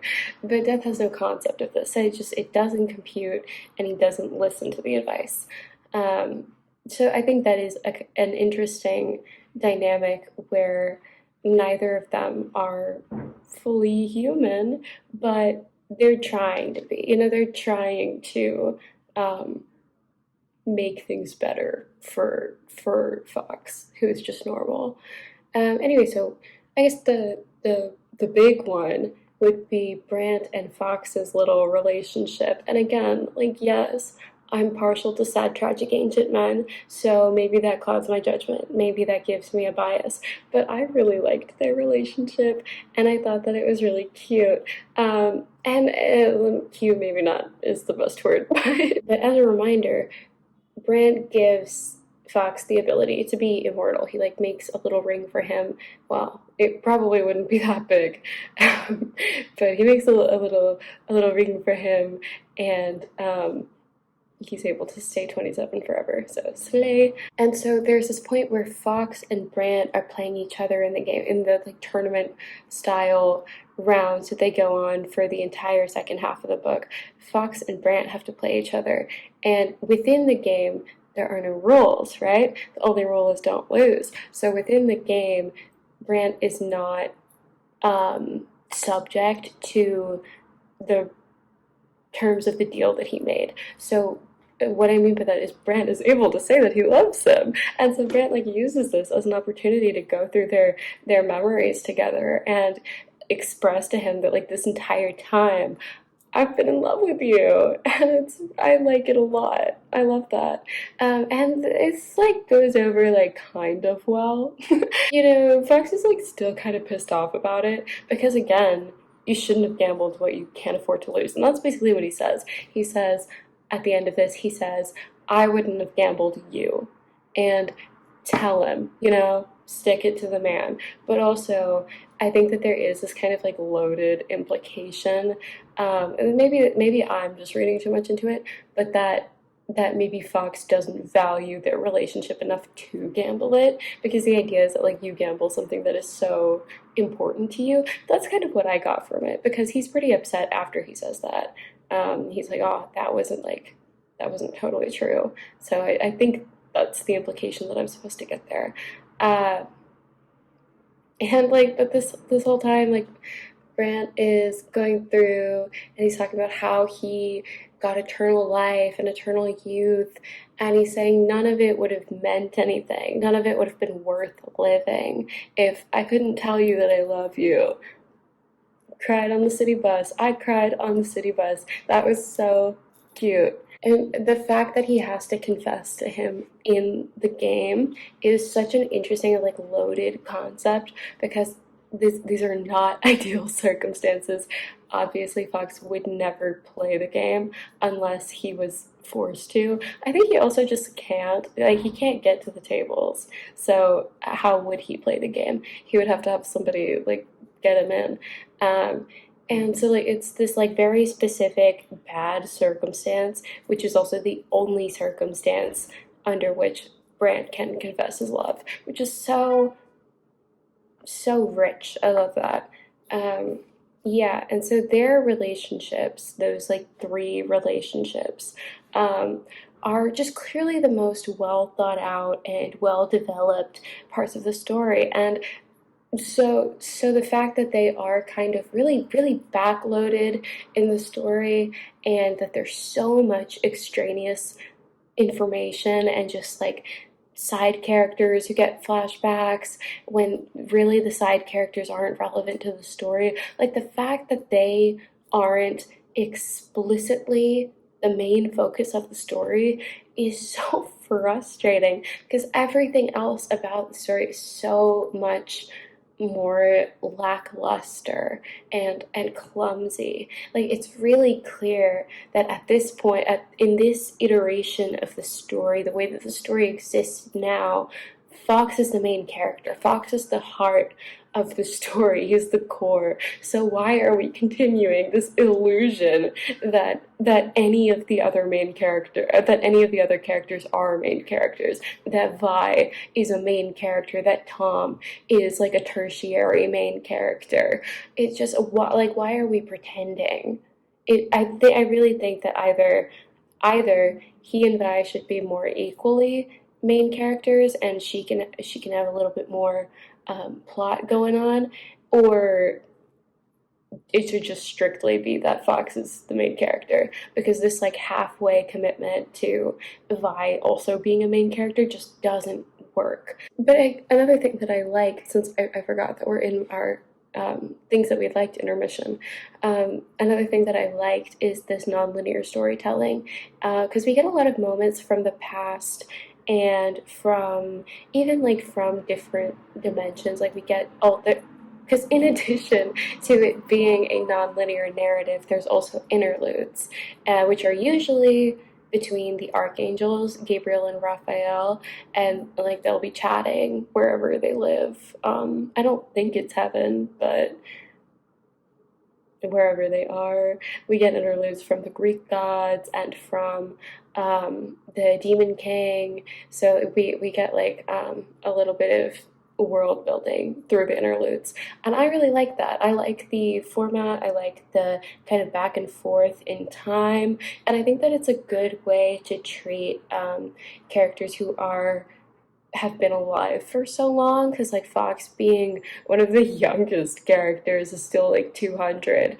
and so like that's a long time span for things to happen, and so I think it's good to kind of keep us grounded in the present but still add in information from the past like as it's necessary, and then like retroactively when we get those moments from the past, they kind of improve your understanding of the moments in the future and help to characterize like why he's acting this way, what his relationships are like. And so I really liked that. I know that this format of storytelling, the nonlinear and B, the interludes, are not for everybody. Like I know that not everybody likes that, but I think it works really well in this story. And I actually think that the pace with which we get information, specifically about like Fox and Brant's relationship, I think especially, is really good. I think that we get that at a nice pace. It is engaging the entire time, but it also like keeps us getting new information while also just like improving our understanding of pre-existing information. I found myself sometimes wanting more scenes between Fox and Death, maybe like when he was a kid, and like just to kind of characterize their relationship a little bit more. But also I do think that their relationship was really strong. So maybe the fact that I wanted more from it is actually just a testament to how much I liked it and not actually a flaw in the storytelling.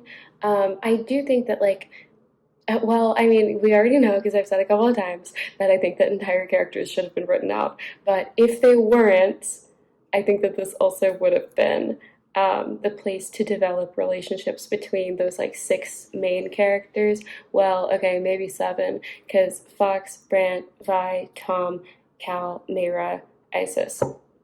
How many did I hold up? Because the nonlinear storytelling is used as a way to give background information on some of the secondary characters. Like Mayra gets I guess a vignette of her past where we see like how she became an angel, and we get some information about Tom's family because Tom is from this like old money new American rich family, one of the only old rich American families. And like that's fine, but I think we really get like one or two for flashbacks for Mayra. And that's just, and also the fact that the flashback that we do get is just like her backstory. Basically, it's not actually her interacting with any of the other characters who are relevant in the present. Like, it's not her and Fox like getting to know each other, or her and her, because she's a guardian, she's Fox's guardian angel, and so we never really see them. Like we get whenever she gets assigned to be his guardian angel, and then we don't get anything of her actually being his guardian angel. Like, has she ever had to like protect him from anything, or do they chat? Do they have fun? Do they go drinking with the girls? I would never know because it is not in the story. But like that, I think that would be the, if you're gonna include Mayra, then like that would be what to do with her flashbacks, is to develop her relationships with the characters that we actually care about.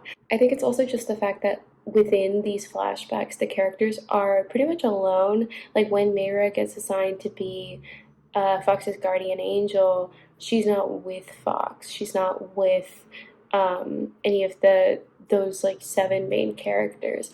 And when Vi gets bitten by a vampire, she's alone. When she kills her professor, she's alone. So like yes, these things are important for that character, but it isn't enough to be to develop them as a character, and it definitely isn't enough to contribute to this like found family dynamic that we're trying to go for, because you can, I guess, make the argument that these are necessary to characterize them by themselves before they can interact with other characters, but also like we would have gotten a lot of that characterization just by watching them interact with other characters.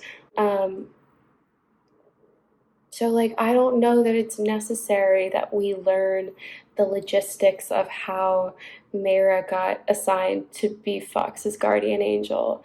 I don't know that that really matters. What matters is that she is, and she's there now. Like, that's the part that's more important. Because, again, the story is not that long, it's like 400 pages. So, we got to be a little bit selective about what we're including. So like the fact that so I think what would be a better, more economical use of page space would be to develop their relationship and show like how they actually work together. Like for her to be his guardian angel, I would think that they spent a decent amount of time together, and yet their relationship is so bland. They're like I can't think of a single like meaningful interaction that the two of them had with each other. Not a single one comes to mind. So that's a problem. Um, but other than that, I really like the nonlinear storytelling. I do think that the pace at which we get information about the villain is not good. I would I would even call it bad, maybe, because it's a lot of the story is very backloaded, just because there's so much. Like I think it's really just that there's so much like exposition in the beginning where we learn about like how Vi got bitten and how she went to this AA meeting for supernatural creatures, and and what that does is that like for the entire second half of the story we have to get the entirety of the plot. We get his villain plan. Um, and how he forces everybody to come back to the games, and he just like I don't think that he works as a villain for a couple reasons. I think that even like the pace, this like slow, backloaded pace at which we get his information, might might not even be that serious, because what's worse is that he's not a very good villain. He's not super well. Let's kind of go step by step. First of all, just this like his motivation. I think is a little bit boring. Like he's just this unambiguously evil man, you know? He's gonna do something bad, and you better watch out. Like that's kind of the vibe that we get, is that he's just gonna do something bad and it's gonna be a problem. And so like while we're talking about ambiguity, I don't like the interpretation of angels in the story, and this is going to circle back to this one actually will circle back to the villain, so just stick with me for this. I don't like the interpretation of angels in the story. I'm really just talking about Raphael and Gabriel, because Mayra is like, I genuinely no thoughts, completely neutral, just a net zero on Mayra. That truly not. I can give you nothing about her. But Gabriel and Raphael are archangels, and so they are not entirely good. Is the like interpretation that we get. It's kind of this like good omens esque angel thing where they're like running this essentially like corporate bureaucracy of heaven, and they just do what they got to do. Um, and they're not perfect. They're not completely good, which I think is okay, but I wish they weren't so annoying. I guess maybe that's my biggest gripe with the archangels, is that they annoy me a little bit. But I think that if you want to talk about archangels as being not entirely good, you should consider two things. Number one, does goodness exist? Does total goodness exist within this universe? Is it even something that is attainable? And if it is, who can be entirely good if not the archangel? Like, if these divine beings are not entirely good, can anybody be entirely good? Is God entirely good? With God being like the creature that directly created the angels, if he made something that is not entirely good, is he entirely good? But I guess you can make that same argument with humans. But number two, if the archangels are not entirely good, what are they? What purpose do they serve for God if not to be purely good beings? Because there is some, like, and I'm saying this as somebody who's not Christian, so I'm not trying to like preach at you. But there's some like theology behind the idea of angels being like basically just the cogs in the machine. Angels not actually having consciousness, or if not consciousness, not having free will being something that only exists for people. Angels aren't people, first and foremost, and so angels don't get to have free will. They just carry out what God asks them to do without question. They're really just, they get the gears going for God. So that is something that has some like genuine basis in biblical theory. And in that case, they don't have to be entirely good. I would say that they aren't entirely good because they aren't anything. They just are. They just are. They don't have any kind of morality assigned to them. But I guess that's also a question that we can start to ask. And I only push this hard, because I'm starting to see again why people say that I'm nitpicky. But I'm only pushing this hard because it'll improve the story if you think about these things, right? It'll make you understand it better as the author, which will in turn make the audience understand it better, and it'll develop the themes more. Anyway, you guys get it. All my viewers are very beautiful and smart, so I have complete faith in you guys. There is this idea of morality, because they tell us that the angels there is corruption within the angels, and it does kind of beg the question: why are angels corruptible? Why are they even capable of being corrupted? Because if they were entirely good, you would think that they weren't capable of being corrupted. And if they are not entirely good, why does morality apply to them at all? If they are just, creatures who do what God asks, then they really have no actions of their own, and they can't be judged based off of subjective morality, because they don't have their own actions. They don't have anything to judge them based off of. And so what I'm trying to say with all that is that I don't like this idea of the angels just kind of being like, just like, I don't even know how to describe them. Just kind of a little human, a little too human, maybe is the thing, where they just kind of do what they want, and they're not worried about it. They're not creatures of love and light and goodness. They're just vibing. Like, I just feel like that's such a fake, edgy interpretation that like tries to be kind of like pushing the boundaries, but really what you're doing is just uninteresting. You're removing all the nuance and all the things about angels that makes them such interesting creatures. Like, the idea of free will being something that only exists for humans is so interesting. And like, just the idea of creating a race of angels that are incapable of acting for themselves, I think is also like a question of, is that moral? Is that okay to create something that cannot act for itself, that has no personal identity?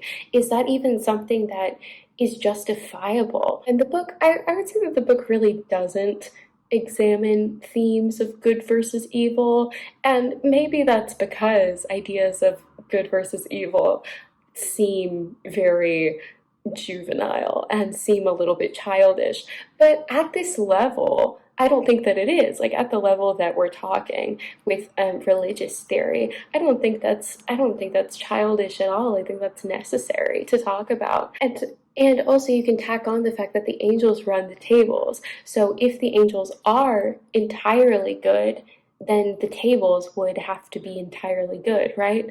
And if the angels are not entirely good, is God sanctioning them to run the tables? Are the tables somehow cosmically necessary? Does God order them to run the tables and to run the tables in the manner that they do? But this isn't really the. Capital G God really has no role in this story, which I think I can understand why you wouldn't want to push that subject in just like a general audience book. It's like I think a little bit, people get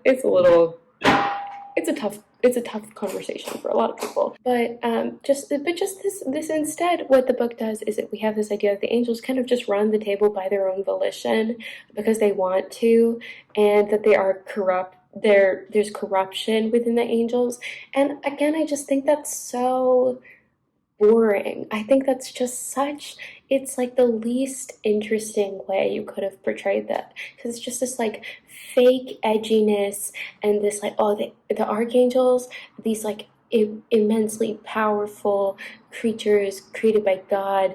They're supposed to be entirely good, but they're actually a little bad. They've kind of got a mean streak. They're not totally good. It's just giving like it gives like teen movie almost, where like the this is gonna be like an insane analogy. It's like that scene in The Click where the girl comes out and she's wearing like a sweatshirt and sweatpants to school, and the mean girls in the car are like, ew, what a horrible outfit. And she like takes it off and she has like a hot outfit underneath, like a cute, fashionable outfit underneath. And she's like, she's such a bad girl. Like her mom would never let her wear this out. Like that's what this is giving. The angels are wearing sweatpants to the club and then taking them off as soon as they get there. You know what I mean? Like the angels have a little like lacy corset under their sweatshirt and they're sneaking past God to get out the door. That's what this is giving.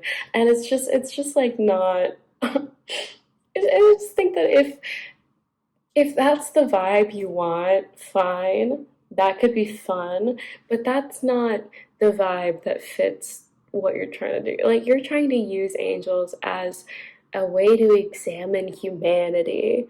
This is not the vibe. But I remember now the way that I'm going to circle this back to the villain. We're here. We've reached the end of the circle. So the angels are ambiguous, but the villain is unambiguously evil. And I don't think that works, because I think that if the angels were unambiguously good, then the villain could be unambiguously evil. But since the angels are ambiguous in their morality, the villain should also be ambiguous in his morality. Because, like, right now, as it stands, I'm not even totally sure, like, the angels have our best interest at heart. Like, I'm positive that Volos the Demon King doesn't have our best interest at heart, but I'm not confident the angels do. But I think that either way, that could be fun if the angels were unambiguously good, but again, we're getting into questions of like good versus evil, which seems to be what we want to do whenever like any time you're talking about like angels versus demons, you're naturally going to have the question of good versus evil. But like if the angels are entirely good and we know this is a fact, then it makes us wonder what goodness is, right? Because the angels run the tables, and if the angels run the tables and the angels are entirely good, then it follows logically that the tables are entirely good. And and so we get into these questions of what is goodness? Is goodness in a divine sense? Like, is divine goodness even the same thing as moral goodness within humans? Like, is divine goodness something that can be applied to humanity. And actually, I was at a seminar yesterday where we talked about the first three books of Genesis. And so when God, well, we are on a tangent, and I said that we were going to get back to it, but this is really interesting. I hope you find it interesting. In the first three books of Genesis, God creates the world. This is the creation story, by speaking it into existence. And after he sees everything, he says, or the Bible tells us that he saw that it was good, except for two times. There are two times that he doesn't say that, and they are when he creates heaven and when he creates Adam. So heaven being this divine realm, and Adam being created explicitly in the image of God. Both of these things having like this divine context, where earth is earth, plants are plants, and those are good. Those have to be defined by the Bible as good. But heaven doesn't, and man doesn't have to be defined as good. So it gets you to this idea of like, is divinity above good versus evil? Is divinity even, can you even define divinity within terms of good versus evil? Or are these entirely concepts that come from earth? Because man, becoming like a creature of earth after the original sin, is when we start to see the concept of good versus evil within humanity. But within this creation story, we only see goodness applied to earth. We don't see goodness applied to anything other than the earth. And that's so interesting. Like, that's so good. Oh, I love theology. I think it's so cool.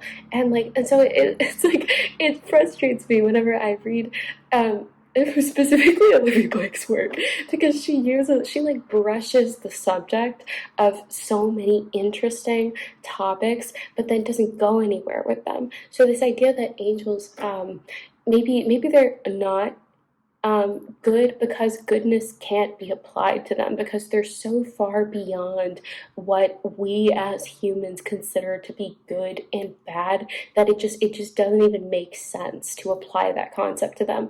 Or conversely, maybe the Bible doesn't tell us that heaven is good because it being heaven is inherently good, and we don't need to redefine it as good. In which case, the angels who are from heaven, are divine creatures, would inherently be good and don't need to be reiterated as good.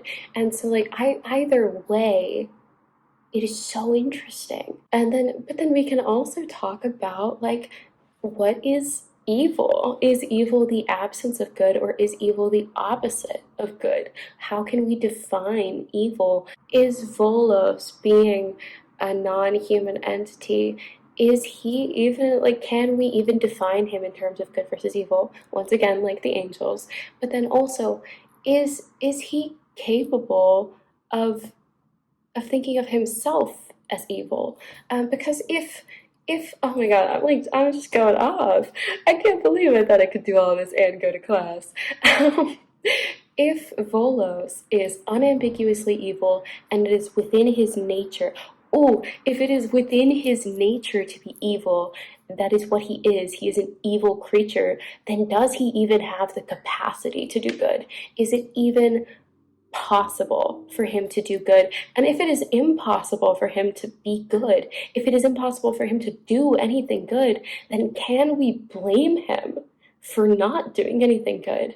Can we fault him for being this unambiguously cruel and evil and destructive creature if that's what God made him to be? Oh my god, that's so interesting. That's so good. Oh, I get myself fired up. Oh my god, I have another biblical tangent to go off of. But it reminds me of, I don't know what it was. I saw something about, maybe it's like there's like a play about Judas Iscariot, and or it was a post or an article, something. I saw something about Judas Iscariot, the guy who betrays Jesus. And oh my god, this is so good. It's just talking about like this idea that Judas betraying Jesus was necessary, had to happen for Jesus to cleanse everybody of their sin. And again, I'm saying this as somebody who's not Christian, so I don't want it to sound like I'm preaching to you. But like, it's so interesting. So Judas had to do this so that Jesus could die on the cross and cleanse humanity of all their sins, meaning that Judas's betrayal of Jesus, Judas in this, like, what we would call, what the Christian interpretation is, like this sin, this unambiguous sin, this thing that damns him for eternity. Like, because in every verse in Dante, Judas is in the mouth of Satan. In Dante, Judas is at the center of hell. He is being eaten by Satan. That is the gravity of the crime that Judas has committed, and yet it was necessary. It had to happen in order for Jesus to become Jesus, like, essentially, in order for Christianity to be born. If he had been the perfect person that he wanted to be, I'm sure, if he had followed the preachings to the letter, if he had never strayed from God, then Christianity wouldn't exist. Like, it was necessary to happen. And so, can we blame him that he did it? Like, can we as people condemn him for doing something that made your religion possible? It's just so interesting. These questions of, like, is something, and it's so, like, I feel like we're barely even on topic anymore, so I'm gonna have to try to circle it back. So this idea of good and evil existing in absolutes is so interesting, not only on the side of the angels being creatures of divinity, but also on the side of demons being inherently evil and incapable of doing anything that isn't evil. Because if we look at the angels as the theory would have us believe that the angels don't actually have free will and that they are solely agents of God, the same has to be true for demons, right? Like, if they are truly opposites, then the demons would be creatures that are created to serve Lucifer. Which they mention in this is that Lucifer gets mentioned a few times, but he doesn't actually show up. Like, if the angels don't have a choice, then do the demons. We're too off topic. We have to reel it in, actually. Yeah, that was too far. That was too much. Anyway, so I think that long story short, I think that Volos is a poor villain. Firstly, because I think that he doesn't really fit those thematic questions that the book is asking us to think about. So, like, this question of, like, I guess, like, kind of morality. The book doesn't really get us to morality, but again, anytime you have angels versus demons, like, naturally questions of good versus evil are going to come from that. So I guess if the archangels are ambiguous, I think that Volos should be ambiguous, and that would require a lot more character development for him so that we can understand his motivations and really see him as a three-dimensional character, because he's very like stick figure right now. He's just kind of like the evil man that they have to fight in order to move the plot along, you know? So if he is meant to be if he were to be a compelling villain, I would need a little bit more from him. Then I also think that he is not a good villain because he has no emotional connection to any of the characters. Like, there's no, him being the villain is really just weightless. He exists really as this, like, abstract concept of evil that doesn't really resonate with any of them, like, doesn't ever doesn't get any kind of emotional draw from any of them, or the only character with, like, an emotional weight to this, I would say, I mean, I know that, like, Tom and Vi do, but it's, like, not a focal point of the story at this point.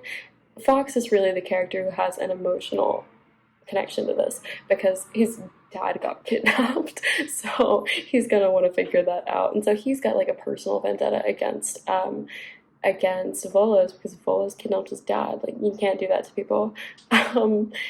And then actually Isis has a personal connection with Volos because she is married to him. Yeah, Isis is Volos's wife. Volos is called the king of sin, and Isis is referred to as the queen of virtue. This does not compute to me because I guess it is an interesting concept, but I still don't think it is developed enough to really make sense. Why would the Queen of Virtue be a demon? And if I guess it is kind of pushing back against the earlier idea that um, that demons can be unambiguous, like because I guess it gives a little bit of ambiguity to the demons, with I guess just this implication that demons are able to be incarnations of virtue. But then Isis also tells us that she's not the incarnation of virtue. Um, and it really, like, Volos is really interchangeable with, like, he's just evil man. Like, that's really all he's got going for him. So, like, uh, I don't know. And they would have had to have. Isis is such a side character, and she has so little emotional depth, and she annoys me. So they would have had to have some like Oscar level brutal drama in order for me to get invested in their personal relationship because they're not invested. That's actually the issue. Even they're not invested in their personal relationship. Volos and Isis meet up and they're just kind of like, hey, been a while. And that's the extent of their emotional bond. They don't like each other, but they also don't really seem to hate each other. They're really just like, they're there. Well, they seem to dislike each other. Actually, they don't seem totally neutral, but it's not like an intense dislike in any way. It's not that like Volos did something to her. It's not that they had a big fight 600 years ago and they haven't spoken since. It's just like this general, I don't like you. It's just this like general, we don't get along. Like it would have had to be like the scene from that scene of Adam Driver punching the wall and being like, I wish you were dead. Like that would have had to be what we experienced in order for me to give a fuck about their relationship because it like the fact that they're married, the fact that they are inverses of each other does nothing for the story because Isis isn't even like, oh my god, and she pisses me off. Isis isn't, she doesn't really contribute to the plot of like the tournament. She like traps Volos at the end. She like seals him in a little cage. But that really felt like, first of all, that really felt like a cop out ending because it's like, I don't know, it's like what am I trying to say? What am I trying to say?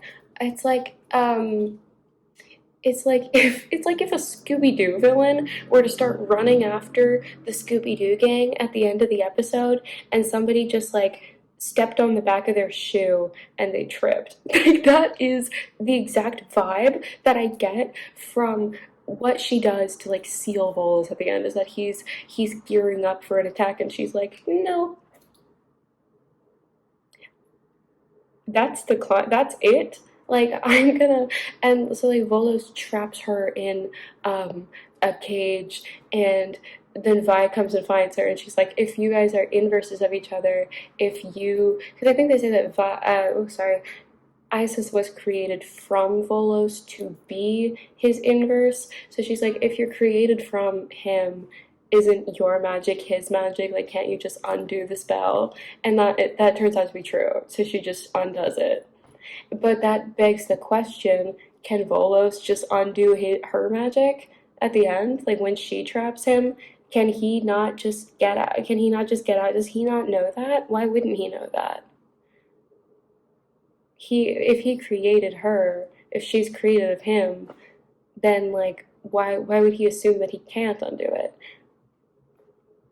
Anyway, like fuck, like Jesus.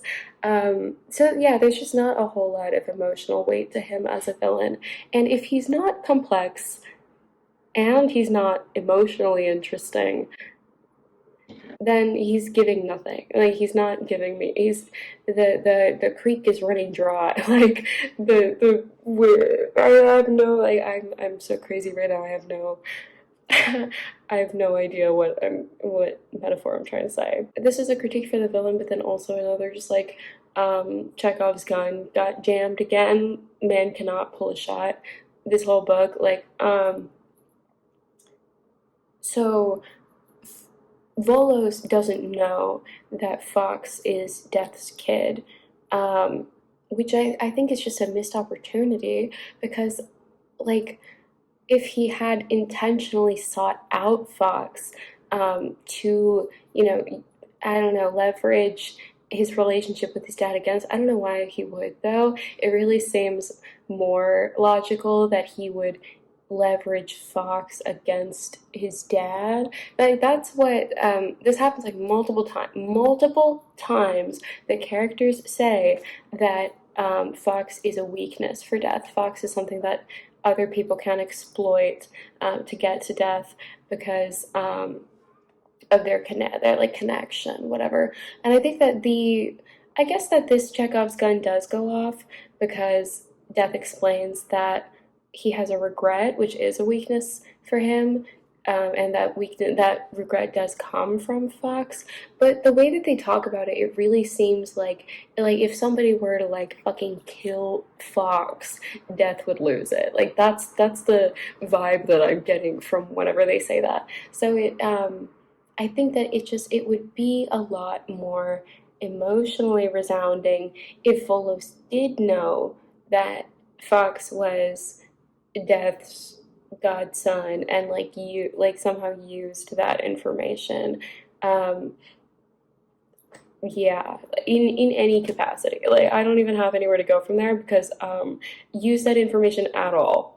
I can't even tell you to do what because just used it, period. Just ever used it. Just like there's not enough lead up to him as a villain. He because all his information is so backloaded. Him being just unambiguously evil is not interesting because it isn't utilized. Well, it could be interesting, but it isn't. And he doesn't have any emotional weight because he doesn't know any of these bitches except for Isis, who he talks to once, and then he leaves. And also, they don't really seem to have much of a relationship at all. So there's no like emotional weight to them having to fight him. He's also just not that threatening. like I would say because the way that so Raphael and Gabriel, when they show up to the house to tell Fox that he has to go play the game, they explain to him like, oh well, if you don't, the fate of humanity rests on it. Sorry. And this is actually like kind of a fun moment for them. They were kind of slay in this moment. If they ever slayed, it was here.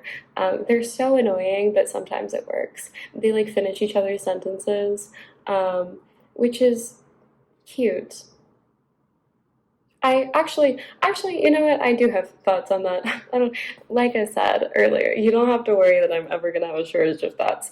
I actually do like the fact that they finish each other's sentences because it kind of implies that they are connected, like that they have a much deeper connection than just that, they're friends. I think they maybe refer to them as siblings. I feel like it kind of lends itself to this interpretation that the archangels are almost a singular being within different bodies, and that they are connected on a very intimate like consciousness level, not just connected because they're friends.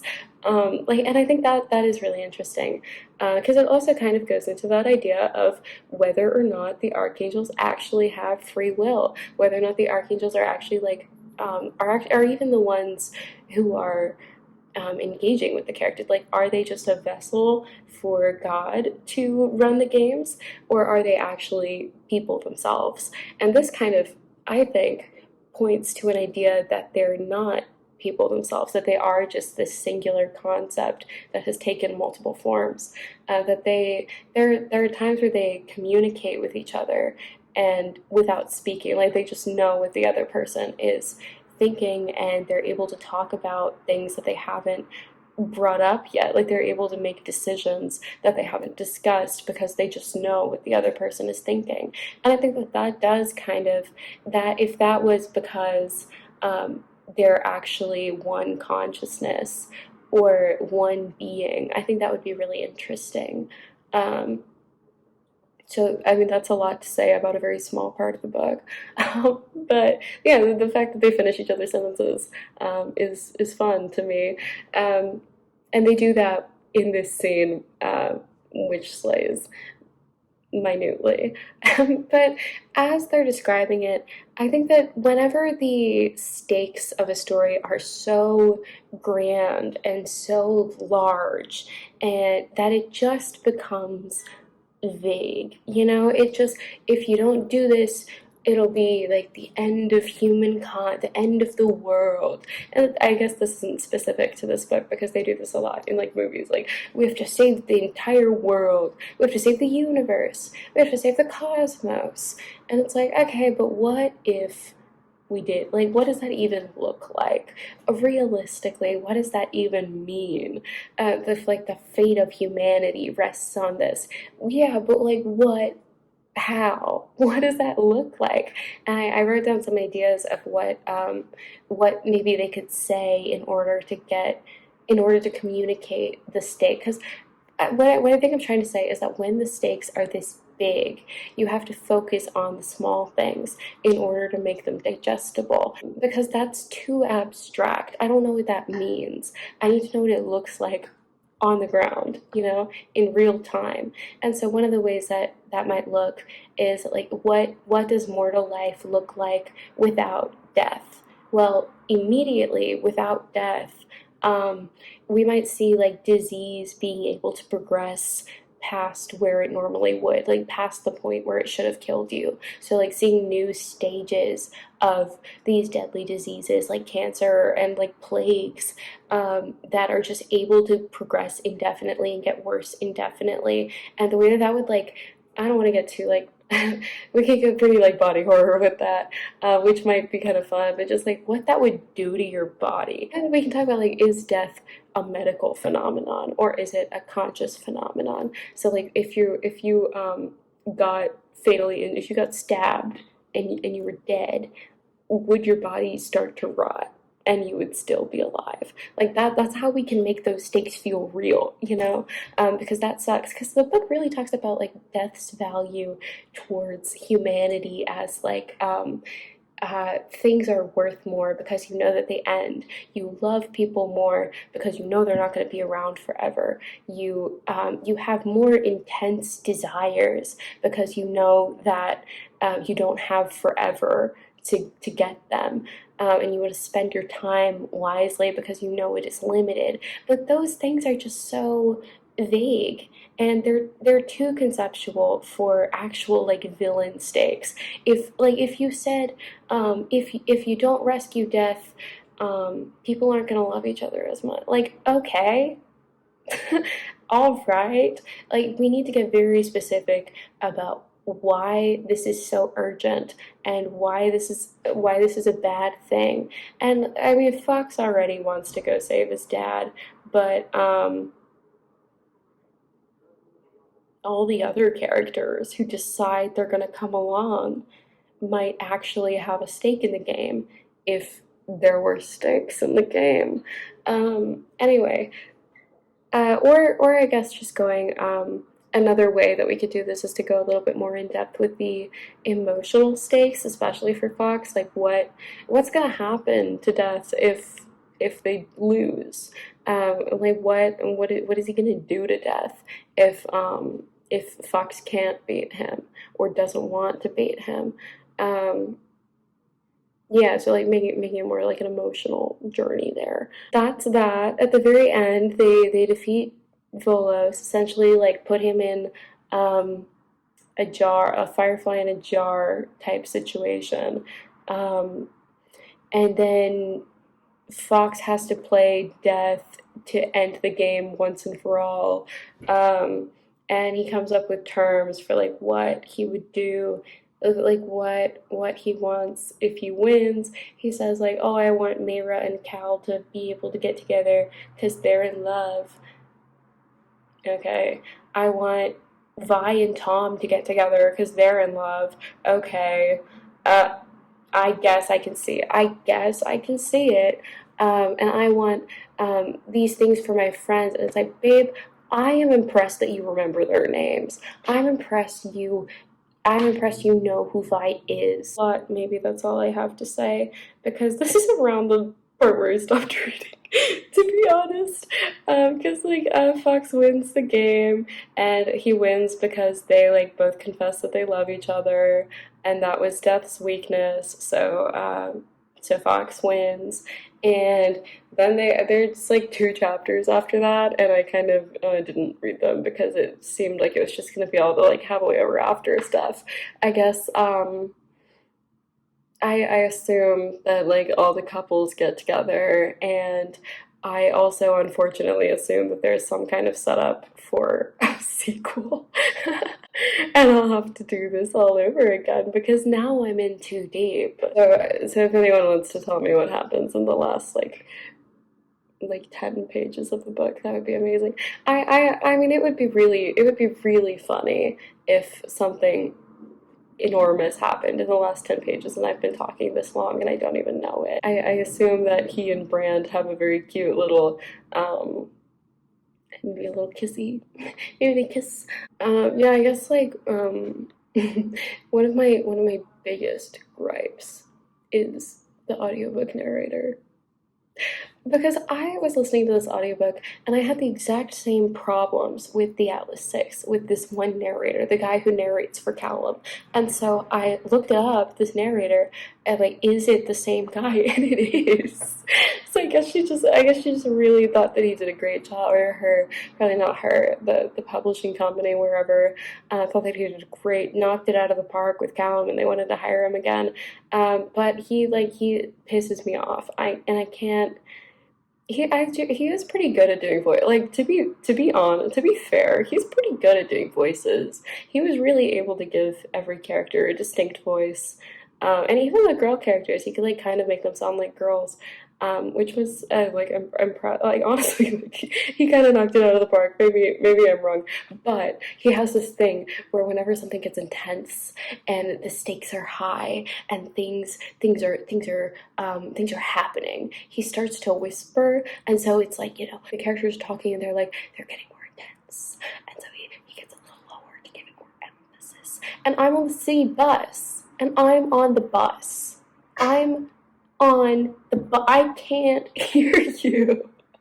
I have my volume all the way up and I can't hear you. So I need you to talk louder because I'm on the bus and I know that's my problem. But don't most people listen to audiobooks like while they're driving or while they're out and about? But overall, once again, in summation, in total, I did vibe with this book. I know that I'm looking at the timestamp, and I know I have another hour and some change long video from this afternoon where it's like the first half of this video. So I know that I realistically have been talking about this book for 2 consecutive hours, and most of that time has been spent complaining. Most of that time has been spent in intense critique. But I only do that with the intention of, improving my reading experience. Because overall I did vibe with this book. I think obviously I think there are some parts that were hit or miss. I know that not everybody is going to like the nonlinear structure. That's kind of how I feel about this book, is that there are parts of it that are so good, but in total it's okay. But I mean, after all that, please like, comment, subscribe because this took me forever. I know that most of you aren't subscribed to my channel, so please subscribe. And maybe one day I'll be able to monetize these videos because I'm very poor. Thank you so much for watching. If you've made it this far in this video, that is a kiss on your cheek for you. Thank you. I appreciate it. Yeah, and that's gonna do it for me. That's all I have to say. Goodbye.